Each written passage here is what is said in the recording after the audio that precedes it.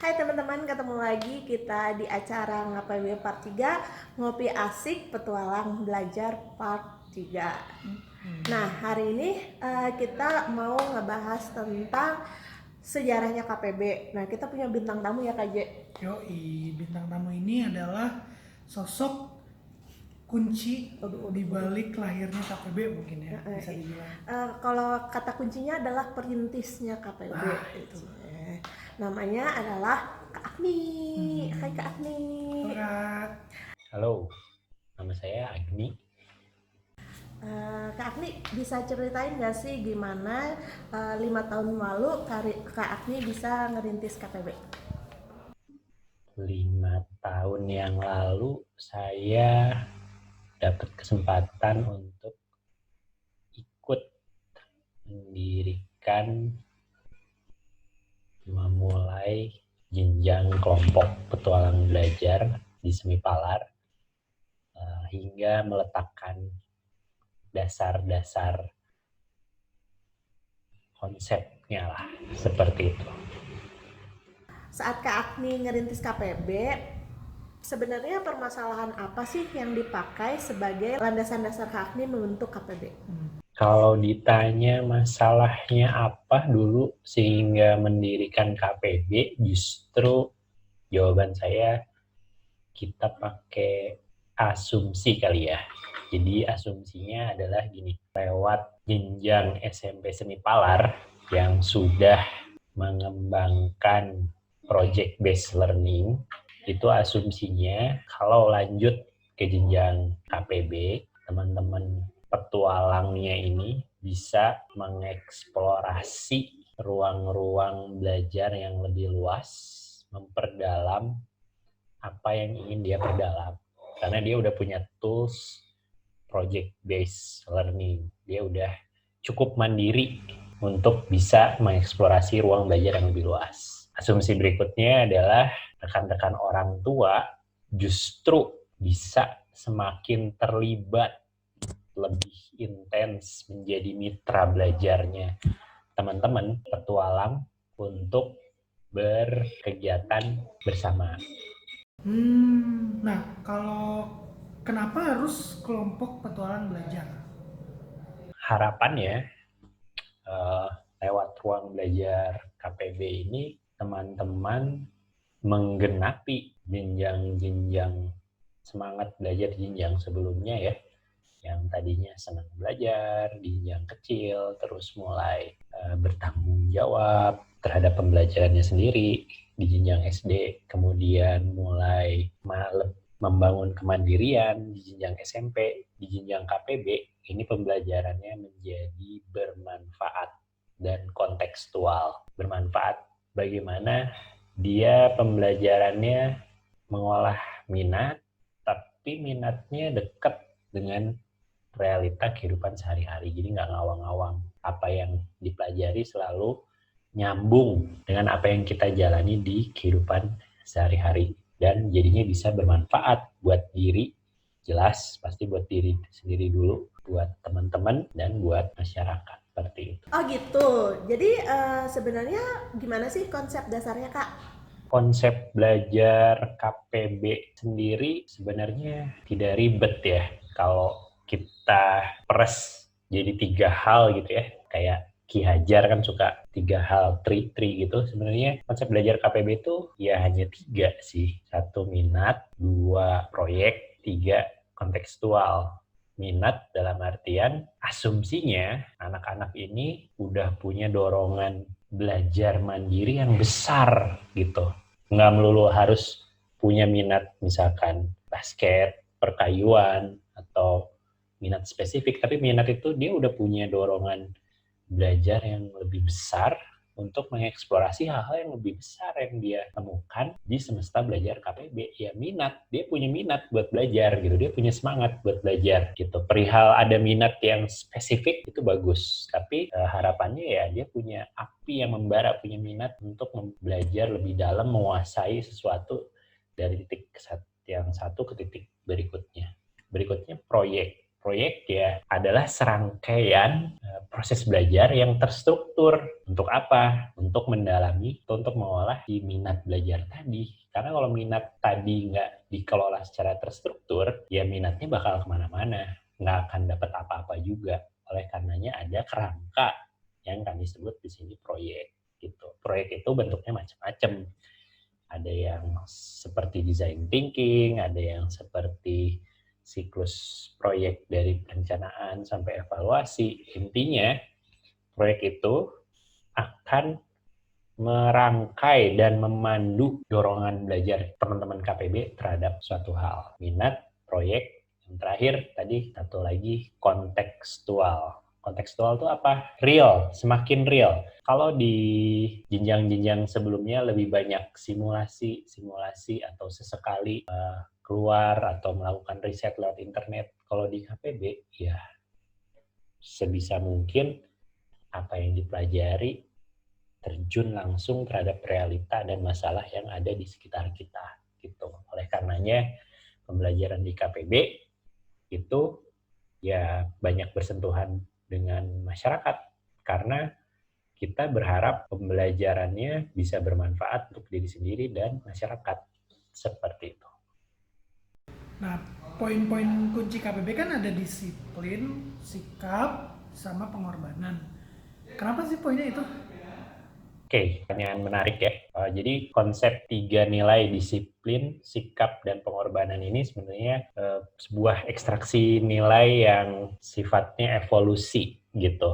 3 poin ini hadir dari tahun keempat ke belakang sini ya, yang ditemukan oleh kawan-kawan yang melanjutkan konsep yang telah saya letakkan bersama kawan-kawan sebelumnya. Tapi kalau balik lagi ke konsep awal KPB, teman-teman dan orang tua pastinya bisa melihat keterkaitan ya antara disiplin. Pertama, kalau kita mengolah minat dan bekerja sama dengan orang banyak selain diri kita, juga bekerja lewat proyek yang sangat terstruktur, ya kita harus punya sikap disiplin dong gitu dan fokus. Kalau nggak disiplin, ya kita bakal akan tenggelam dalam lautan semesta belajar yang luas ini yang nggak ada sekatnya gitu. Disiplin itu untuk membuat kita tetap fokus, tetap punya struktur belajar, jelas tujuan-tujuan yang mau dicapai. Lalu sikap ini kan korelasinya dengan sikap diri yang bertanggung jawab ya, dan sikap etis kita terhadap orang-orang yang kita temui selama pembelajaran. Kalau kita nggak punya sikap itu, ya pembelajaran kita juga nggak akan kemana-mana karena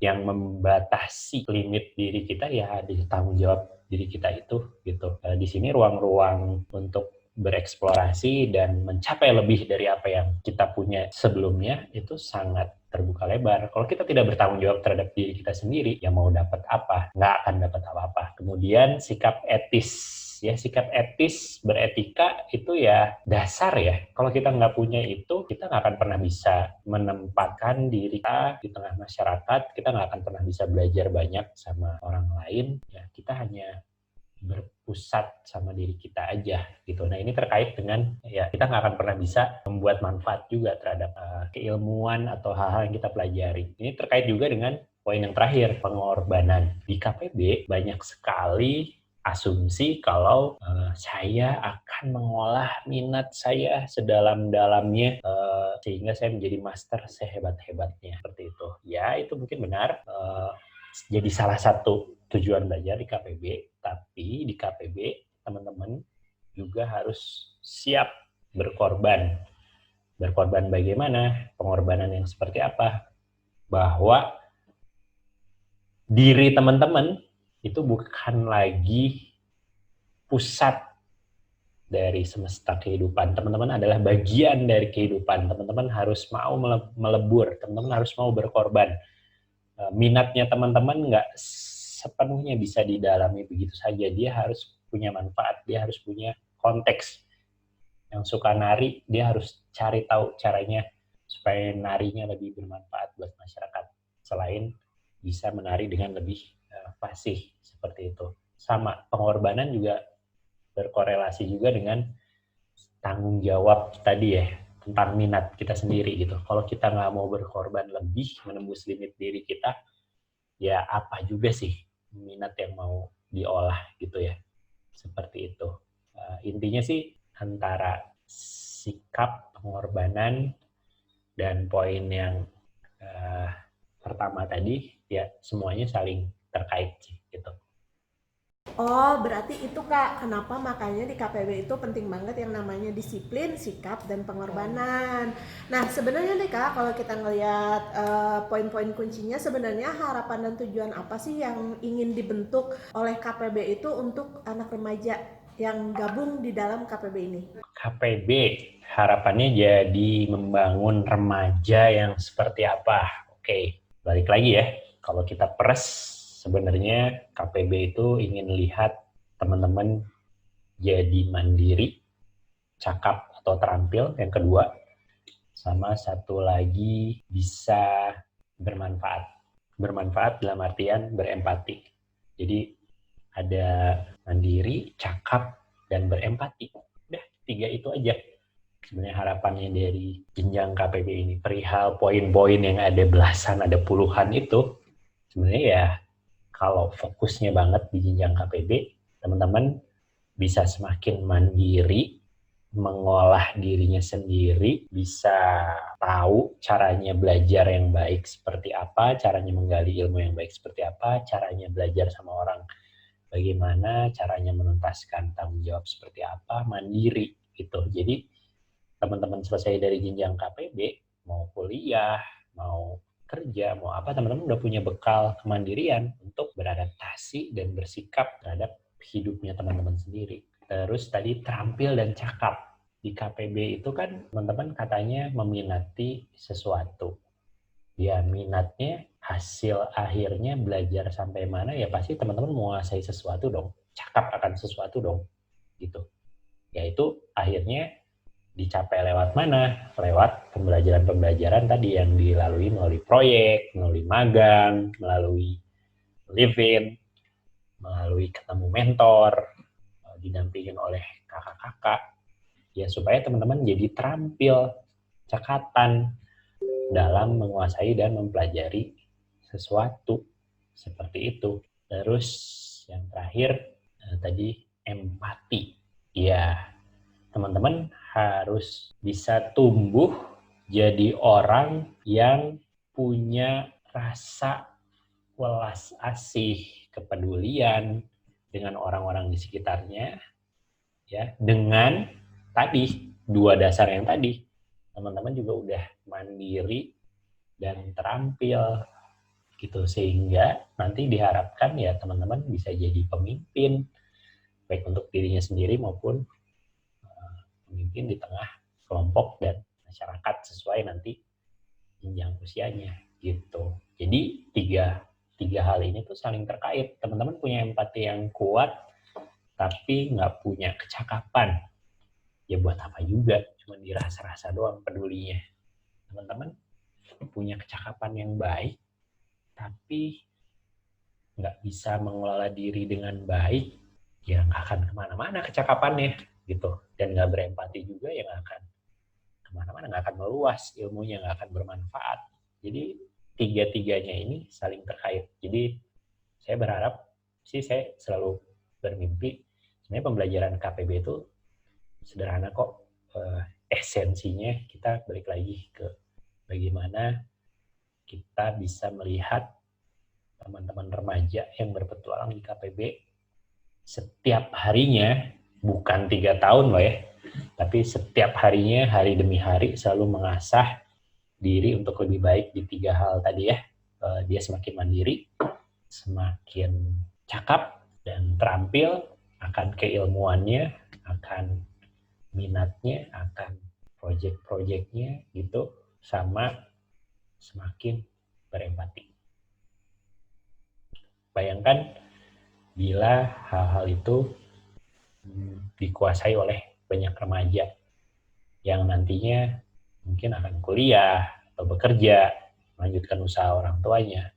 Merasa itu jadi modal dasar yang cukup ya untuk ngadepin challenge di jenjang berikutnya. Oke, mungkin itu sekian dari saya. Singkat saja nge-review lagi tentang KPB supaya Mungkin Kamel, Kaleo, Kak Jere buat video ini untuk terus nyambungin akar awal berdirinya KPB itu bagaimana dengan apa yang sudah KPB sekarang berjalan seperti apa.